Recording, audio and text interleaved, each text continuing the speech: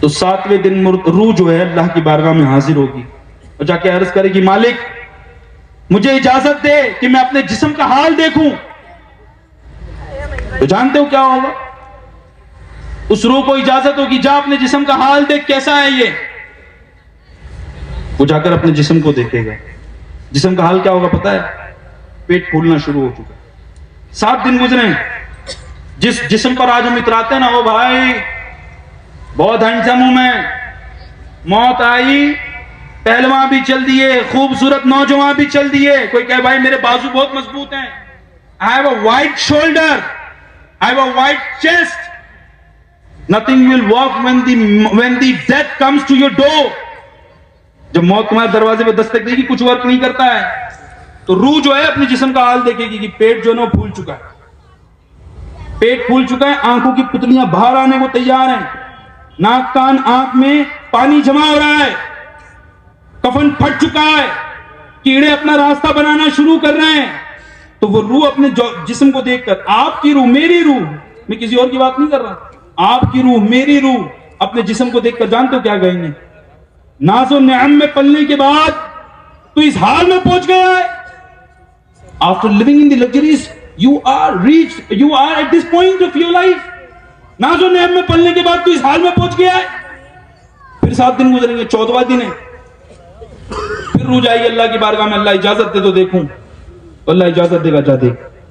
روح جائے گی, وہ دیکھے گی جو پیٹ تھا نا پھولا ہوا یہ پھٹنا شروع ہو گیا ہے, اس میں سے بدبو آنا شروع ہو رہی ہے, آنکھوں کی پتلیاں ڈھلکنا شروع ہو رہی ہیں, کان ناک میں پیپ اور خون جمع ہو گیا ہے. پھر روح سے وہی بات کہے گی, ناز و نعم میں پلنے کے بعد تو اس حال میں پہنچ گیا ہے. پھر اور 7 دن گزریں گے, پھر کہے گی اللہ اجازت دے تو دیکھوں. اللہ اجازت دے گا, جا دیکھ.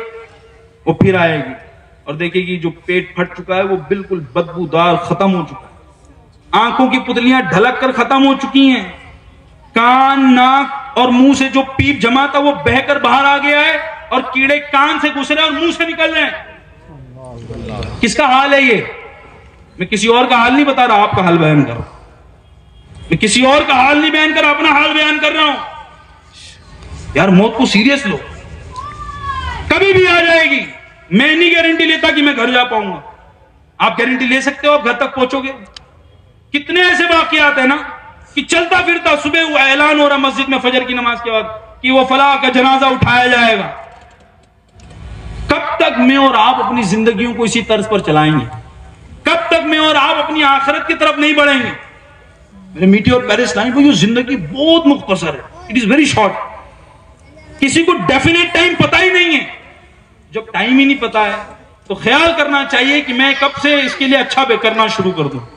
آئیے آج نیت کرتے ہیں کہ آج سے میری کوئی نماز قضا نہیں ہوگی انشاءاللہ. انشاءاللہ پکی پکی نیت جس کی وہ ہاتھ اٹھائے.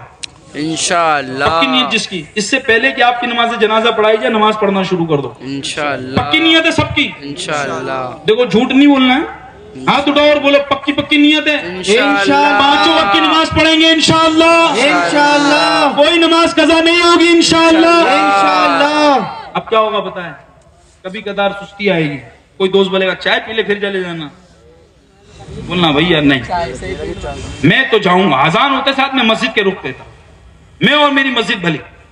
میرے حضور علیہ السلام کو مجھے چہرہ دکھانا ہے نا مدینے میں, تو ان کی آنکھوں کی ٹھنڈک تو اپنے پاس لے لوں, ان کی آنکھوں کی ٹھنڈک تو پیش کر سکوں.